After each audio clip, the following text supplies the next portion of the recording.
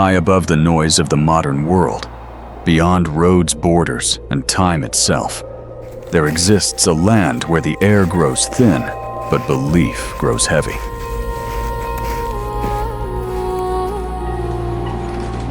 This is Tibet.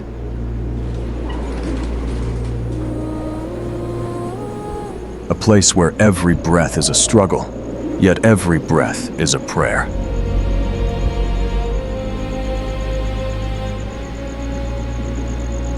Here at more than 4,000 meters above sea level, oxygen is scarce.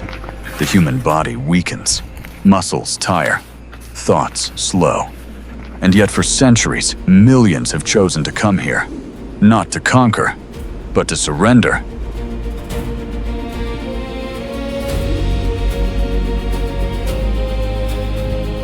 Through the early morning mist, the Potala Palace rises from the mountainside, like a vision half remembered from a dream. Its white and red walls glow softly as the first light touches stone that has witnessed empires rise and fall. From a distance, it feels less like a building and more like a guardian watching over the valley below.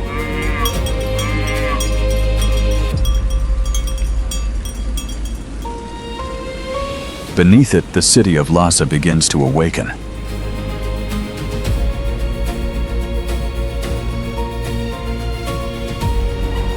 Prayer wheels turn slowly in weathered hands. Each rotation releases whispered mantras into the cold air, carried by wind across rooftops and alleyways.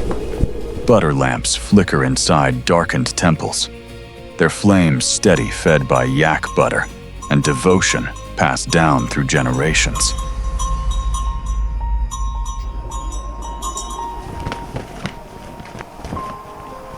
In Tibet, faith is not confined to monasteries.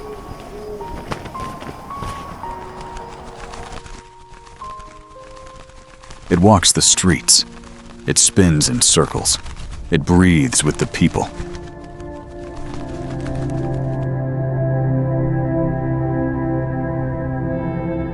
For centuries, this land remained sealed from the outside world. A kingdom of spirit, hidden behind the highest mountains on Earth. Foreign maps left it blank. Travelers spoke of it in myths and rumors. A forbidden place where monks held secret knowledge and mountains were worshipped as living gods.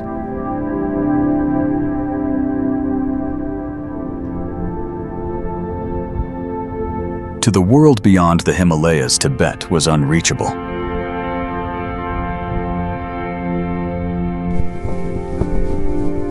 To those within it, Tibet was complete.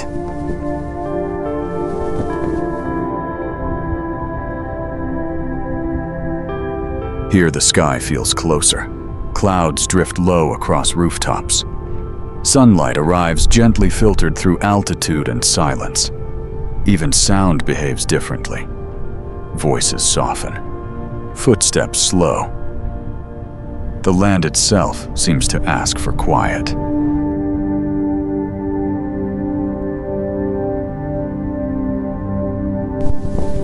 And in that quiet, something profound reveals itself.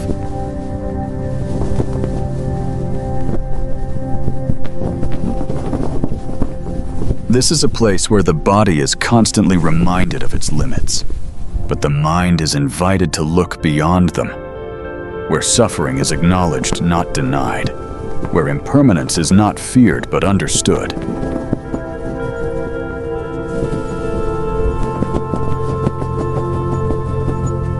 At this altitude, survival is never guaranteed.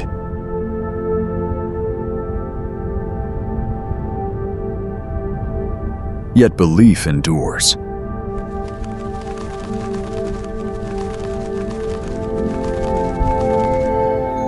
As pilgrims circle sacred temples, bowing again and again to the cold stone beneath them, their movements trace a rhythm older than history. Each prostration is an act of humility. Each step a reminder that the journey matters more than the destination.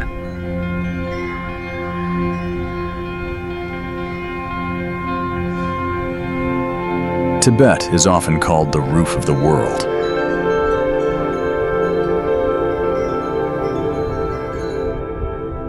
But to those who live here, it is something else entirely.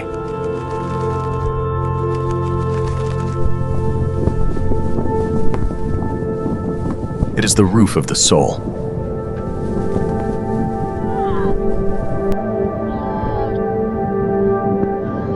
And as the sun rises higher above the plateau, casting long shadows across ancient walls and spinning prayer wheels, that truth becomes clear.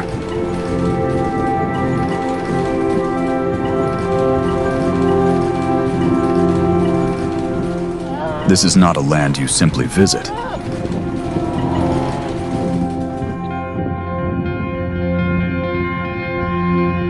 This is a land that changes you long before you ever leave.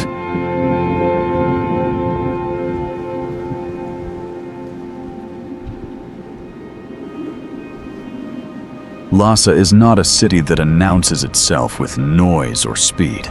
It reveals itself slowly, through scent, through rhythm, through repetition.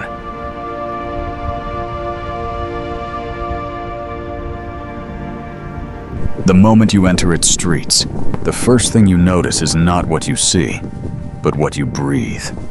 The air carries the thick, sweet smell of burning juniper and yak butter. It clings to stone walls, to wooden doorways, to the robes of monks passing silently by.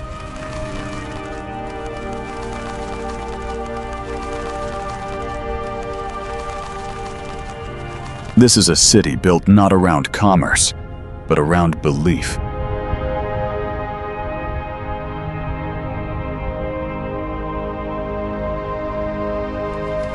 Every road seems to lead toward the Jokang Temple, the spiritual heart of Tibet.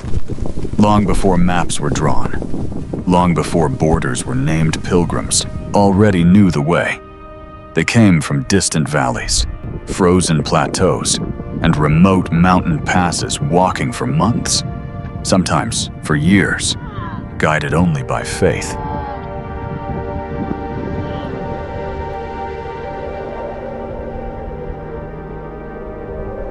The Jokang does not rise dramatically like the Potala. It sits low and grounded, worn smooth by centuries of devotion. Its walls are darkened by smoke, its door frames polished by the touch of countless hands. Inside, the air grows warmer, heavier, alive with murmured prayers and flickering light.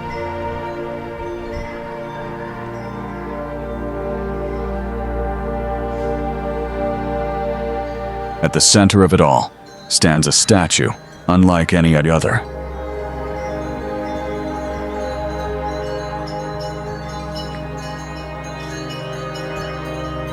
The Jowo Rinpoche.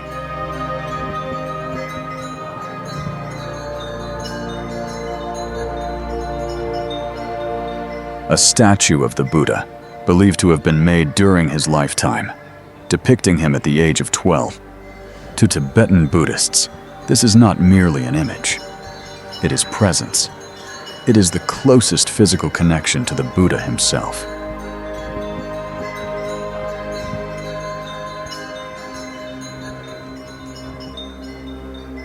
Pilgrims wait patiently for hours to stand before it. Some weep, some smile, some stand motionless, overcome by something they cannot explain. In that dimly lit chamber, time loses meaning. The modern world feels impossibly far away.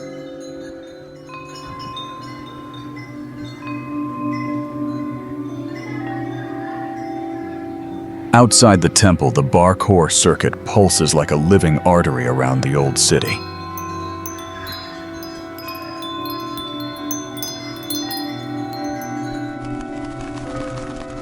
Here, devotion becomes movement.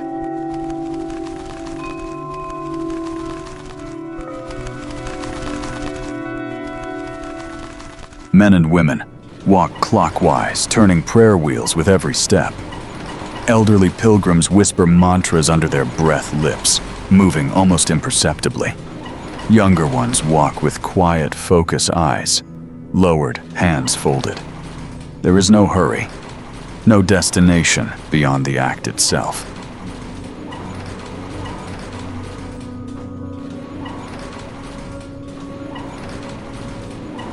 And among them, there are those who move differently.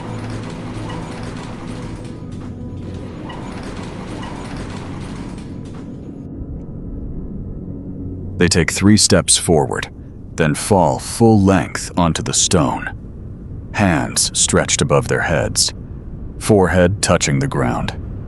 Then they rise and do it again.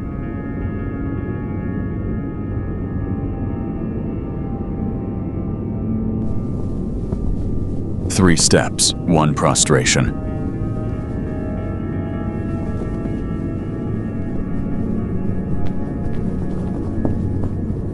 Again, and again, and again.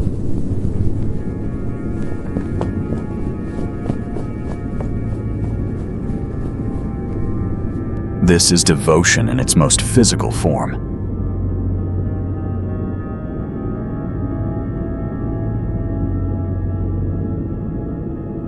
Some have begun this journey hundreds of kilometers away. Each movement is an offering. Each bruise, each blister, a lesson in humility. The body is used until it is exhausted, so that the mind may be freed.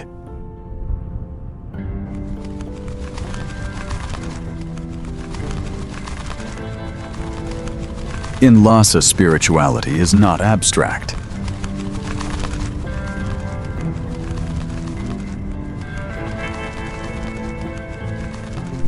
It is practiced with flesh and bone.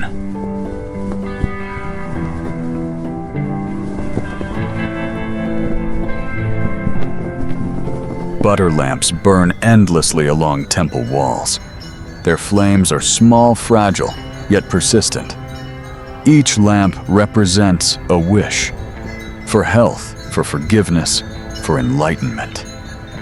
Thousands of them glow together, casting warm light across ancient murals that tell stories of compassion, suffering, and rebirth.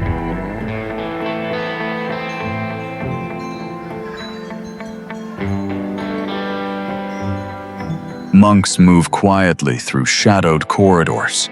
Their chants are low, resonant, vibrating through stone and air alike. The sound does not rush. It circles. It settles. It feels less like music and more like the voice of the place itself.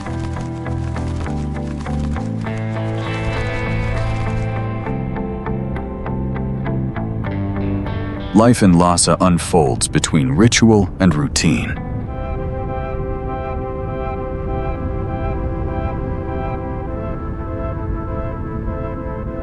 Vendors sell prayer beads and dried yak meat side by side.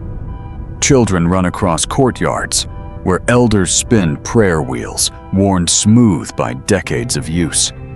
Laundry flutters on rooftops beneath strings of prayer flags, each color carrying a meaning, each movement sending blessings into the wind.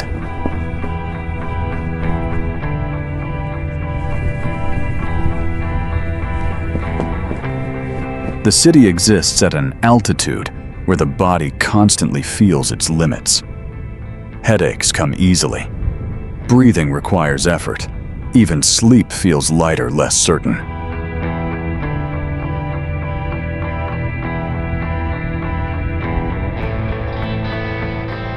And yet, people endure.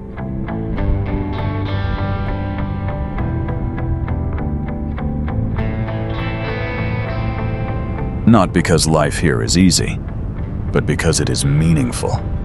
In Tibet, suffering is not hidden. It is acknowledged, examined, and transformed.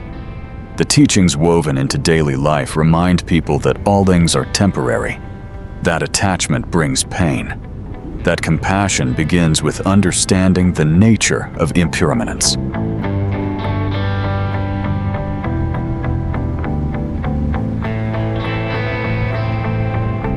As the sun moves across the sky, shadows slide slowly along the streets of Lhasa.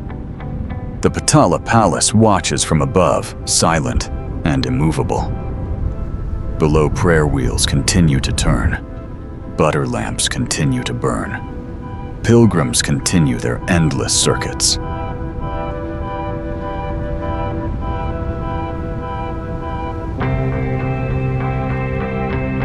The city breathes, steadily, deliberately, as it has for centuries.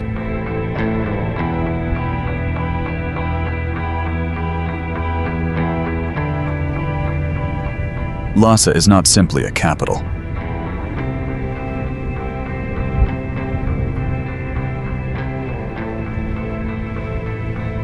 It is a classroom of faith, a living monastery, a place where belief is not spoken loudly, but lived quietly.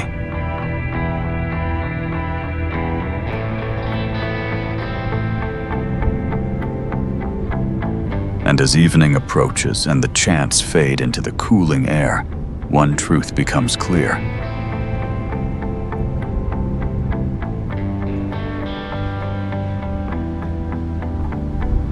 In this city of gods, every ordinary moment is sacred.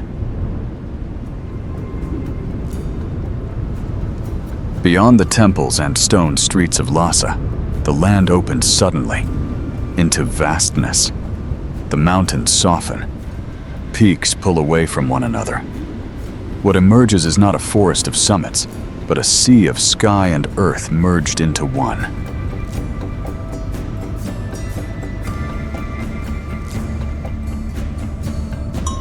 This is the Tibetan Plateau, the highest and largest plateau on the planet. An ocean of land floating at 4,500 meters above the rest of the world.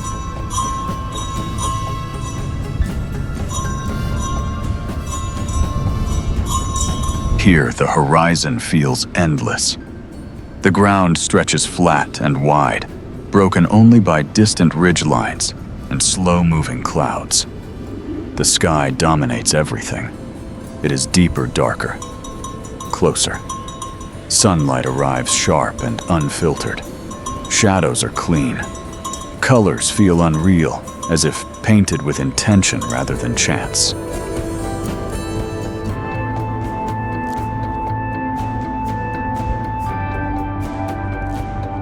Life at this altitude is not dramatic. It is deliberate.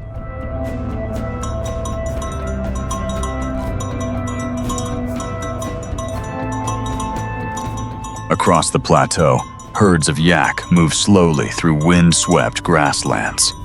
Their long black hair drapes nearly to the ground, catching frost in the early morning and dust by afternoon.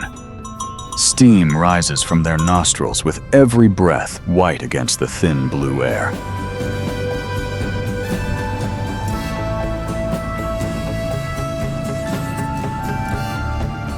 They are perfectly shaped for this world. Thick coats shield them from brutal cold. Wide hooves distribute weight across snow and mud. Even their blood carries more oxygen than that of animals below.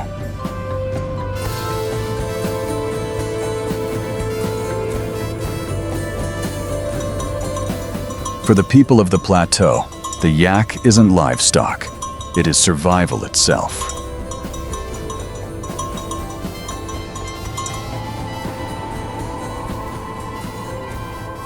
Milk becomes butter. Butter becomes fuel food and light. Wool becomes clothing and shelter. Dung becomes fire.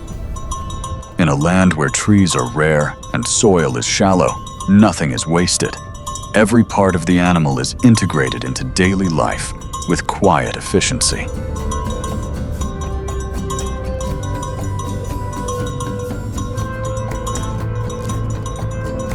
Nomadic families follow their herds across the seasons, living in black yak hair tents that blend into the land like shadows.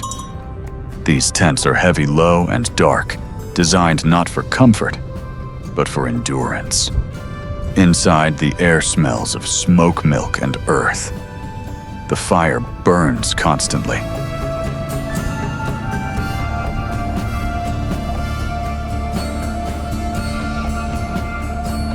Children grow up listening to wind pressing against fabric, learning early that stillness is not silence, but awareness.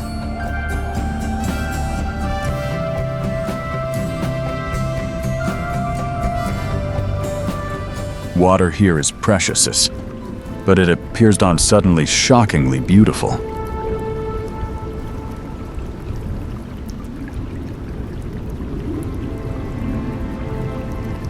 High on the plateau lies Namtso, the heavenly lake.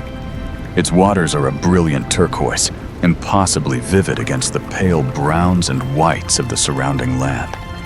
Snow-covered mountains rise behind it like sentinels. The surface reflects sky so clearly, it feels as though the lake is holding the heavens in place.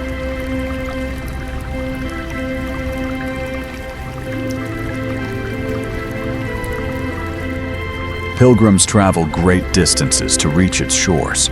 They walk clockwise around the lake, sometimes for days, sometimes for weeks.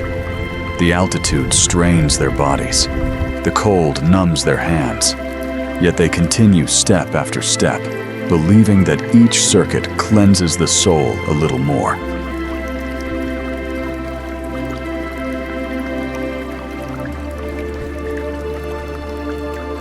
There is little shelter here. Wind moves freely. Weather changes without warning.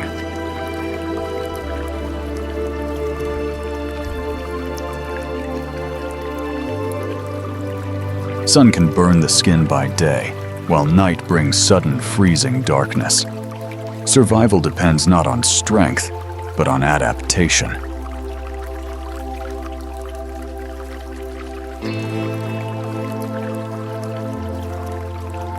On the plateau, time behaves differently.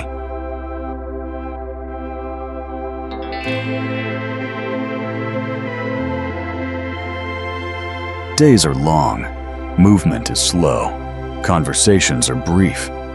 Much of life is spent watching.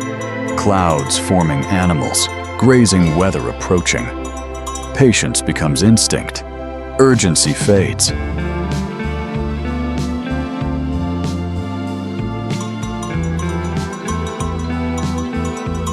What matters is balance between humans, animals, and land.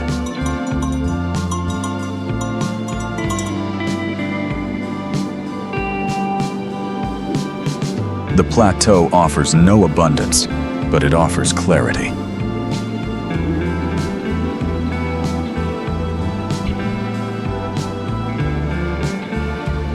It strips life down to essentials: breath, water, warmth, belief.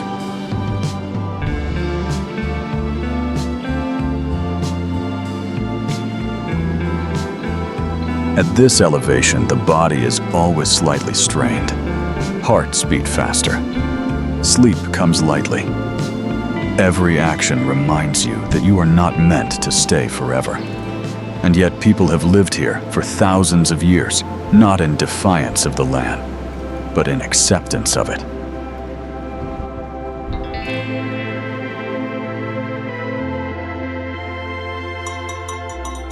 As the sun lowers toward the horizon, the grasslands glow gold. Yaks gather closer together. Smoke rises from distant tents in thin, steady lines. Prayer flags flutter gently, sending blessings into the vast sky above.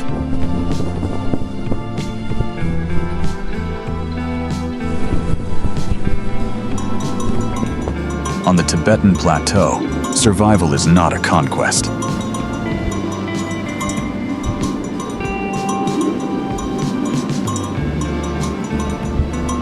It is a conversation.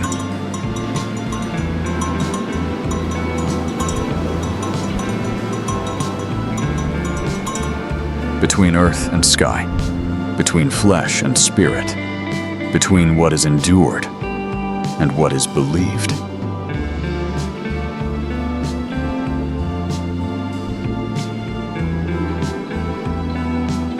Here, life does not shout.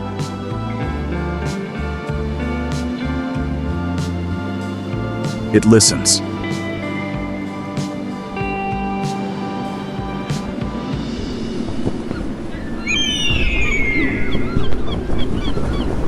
In Tibet, death is not something that waits at the end of life like a shadow.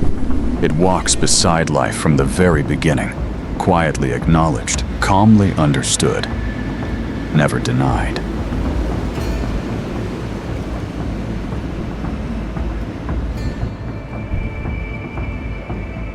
From the moment a child learns to speak, they also learn that nothing they see, will remain unchanged. Bodies age, seasons turn, mountains rise and erode. And when life leaves the body, what remains is not a person, but matter returning to the world that lent it shape.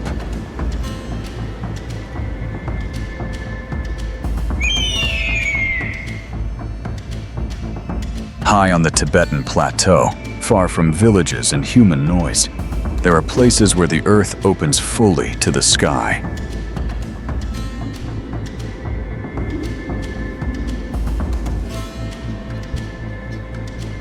These are not hidden places. They are not forbidden. They are chosen for their openness, for their honesty. No walls, no trees, no shelter, only windstone and the vast blue above.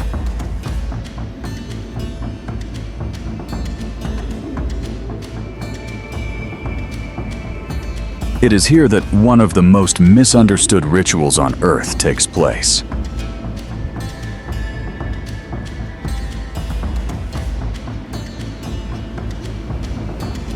Sky burial.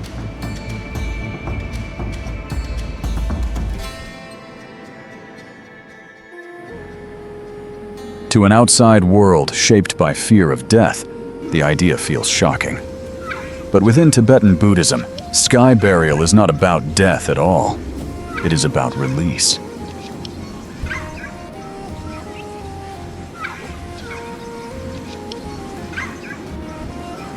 It is the final act of generosity. The body, having served its purpose, is offered back to nature without resistance, without attachment, without illusion.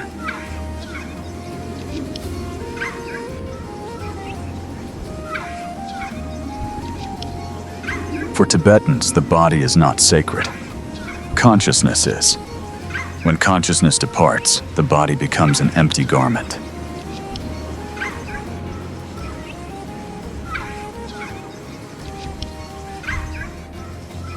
To cling to it would be misunderstanding. To preserve it would be attachment. Instead, the body is returned to the elements in the most direct way possible.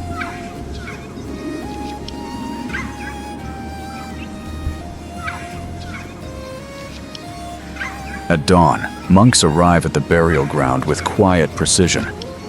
Their movements are slow, deliberate, shaped by ritual passed down through centuries.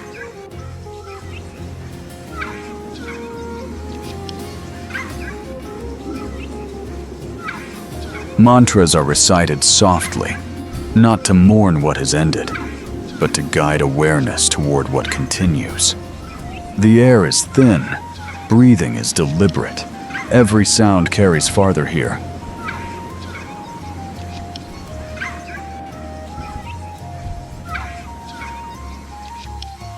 Then comes the call of the Kangling.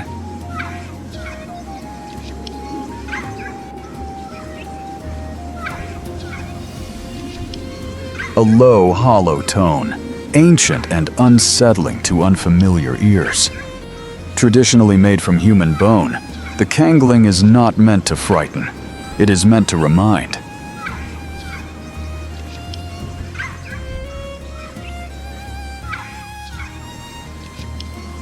It calls beings from the Alshmutams to witness impermanence. It announces transformation, not tragedy.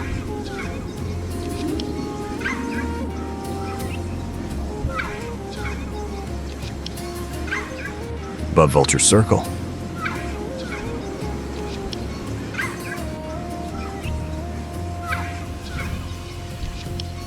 In Tibet, vultures are now symbols of decay. They are honored participants in the cycle of life. Known as sky dancers, they move effortlessly between earth and heaven, consuming what remains so that nothing is wasted.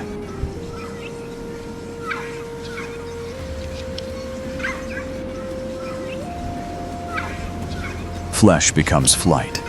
Weight becomes movement. What was once human continues its journey in another form.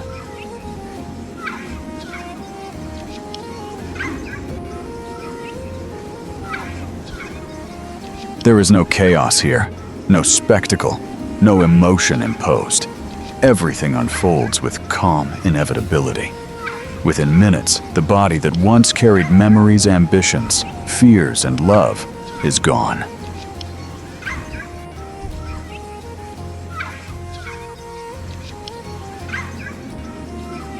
Not destroyed, transformed.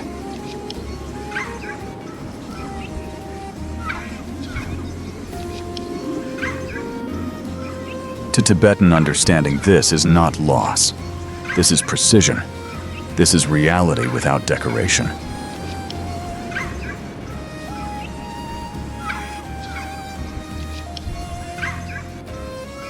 Sky burial teaches what words cannot. That identity does not reside in flesh. That clinging creates suffering. That generosity extends beyond life itself.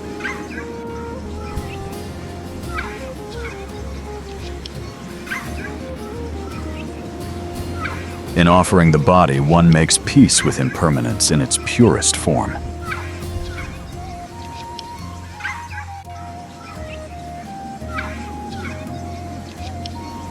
This philosophy does not exist only in death. It shapes how Tibetans live.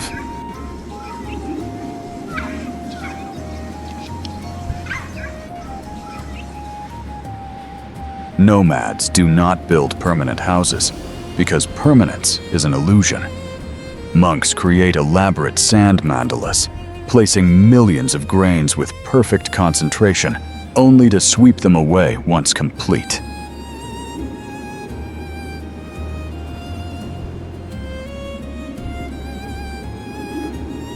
Not in anger, not in disappointment, but in understanding. Beauty is not weakened by disappearance. It is defined by it.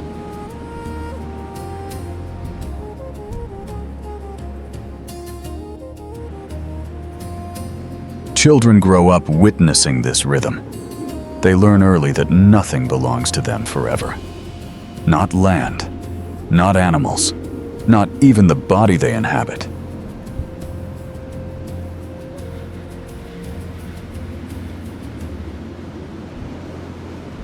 Compassion grows from this understanding.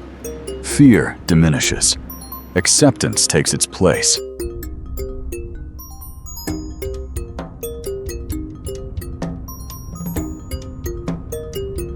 Even the land reflects this truth. Glaciers retreat. Rivers shift course.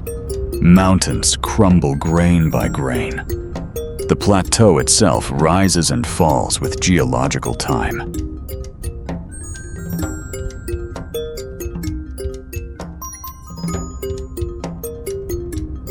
Tibet does not pretend otherwise.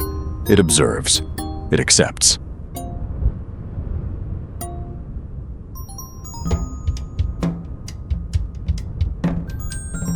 As the sun climbs higher, the burial ground returns to silence. Wind erases marks on stone. Birds drift back into the open sky.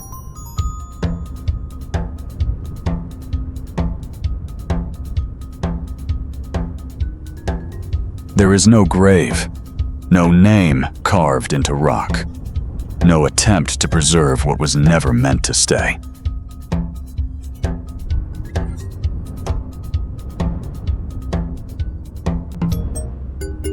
Only space remains.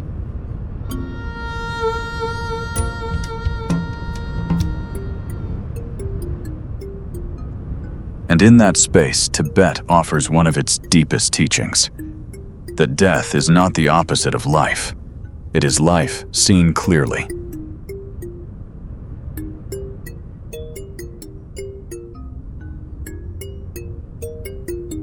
That freedom comes not from holding on, but from letting go. That when the body is released, something lighter continues onward.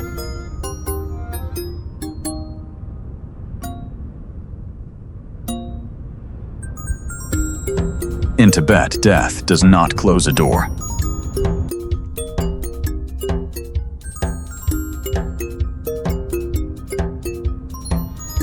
It opens the sky.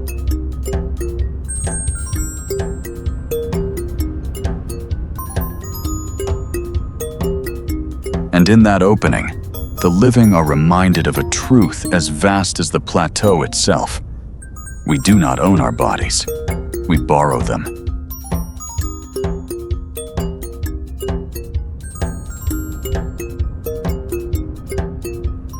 And when the time comes, we return them, without fear, without resistance, back to the endless blue above.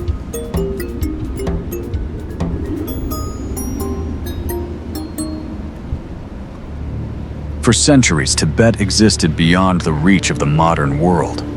Protected by altitude isolation and belief, the plateau changed slowly, almost imperceptibly. Empires rose and fell elsewhere. Technologies advanced, borders shifted. But here, life moved at the pace of prayer and season.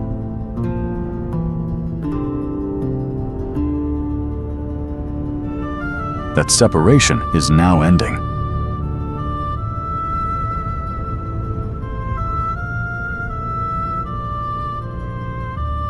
From the east, a line of steel cuts across the frozen earth.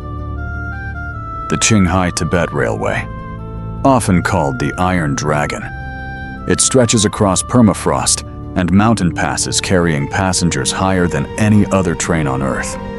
What once took weeks by foot now takes hours. Oxygen is pumped into cabins.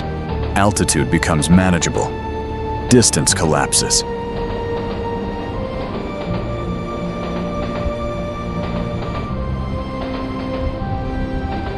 Millions arrive each year.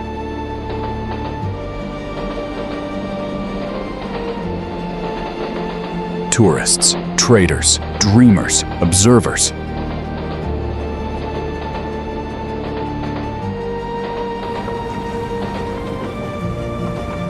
For some, the railway is a miracle. It brings medicine supplies opportunity. For others, it is an intrusion. A reminder that no place remains untouched forever. The sacred and the practical now share the same path.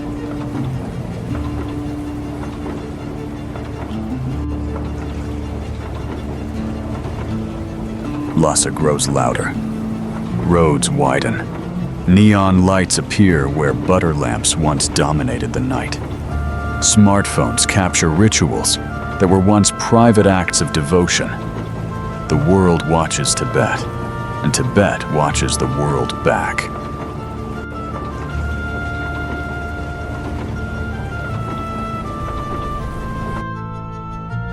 But the most profound change is quieter.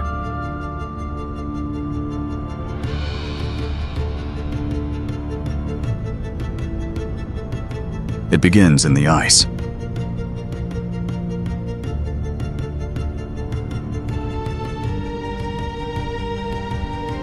The Tibetan Plateau is often called the Third Pole. After the Arctic and Antarctica, it holds the largest reserve of frozen freshwater on the planet. Its glaciers feed Asia's great rivers: the Mekong, the Yangtze, the Indus, the Ganges. Nearly 2 billion people downstream depend on water born here.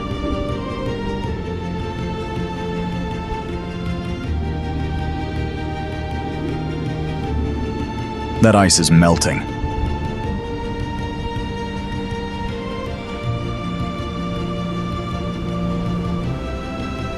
Glaciers retreat year by year, exposing bare rock beneath snow that once endured for millennia. Seasonal melt accelerates. Lakes swell unexpectedly, threatening sudden floods. Pastures dry unevenly. Weather becomes less predictable.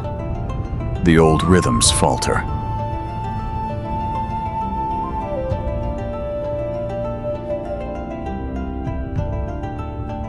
For the nomads, this change is immediate. Grasslands shrink. Yaks struggle. Migration routes shift. A way of life shaped over thousands of years now faces uncertainty measured in decades.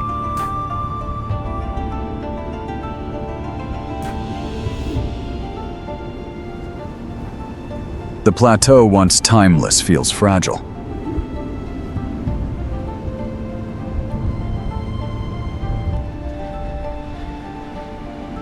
And yet, Tibet does not respond with panic.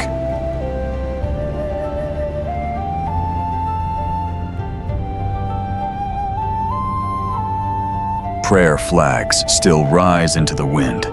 Monks still chant at dawn. Pilgrims still circle sacred mountains they believe must never be climbed.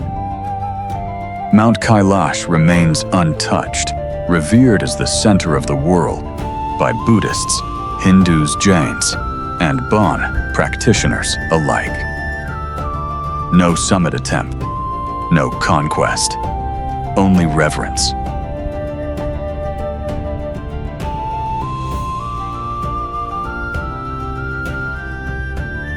In a world obsessed with progress, Tibet offers a different question.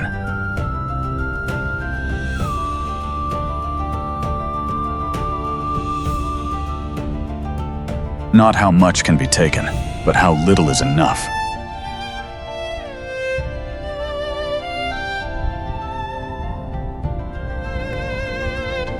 Its teachings do not promise control over nature. They suggest coexistence, acceptance, responsibility without ownership, the understanding that dominance leads to imbalance, and imbalance leads to suffering.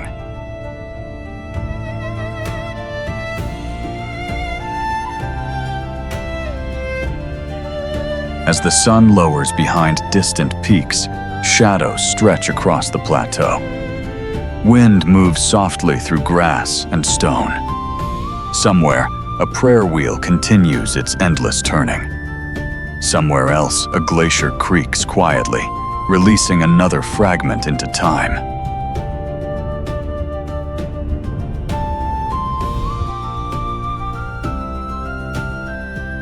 Tibet is changing.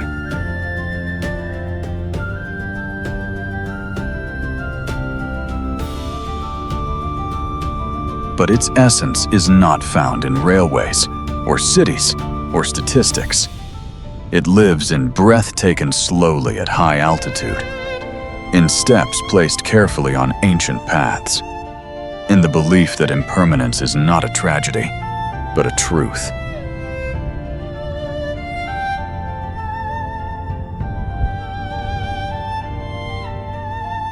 The roof of the world may be melting,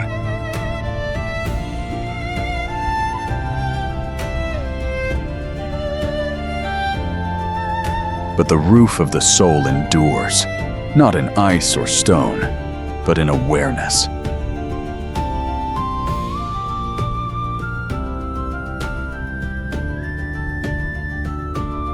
And as long as that awareness remains, Tibet will continue to offer something the modern world desperately needs.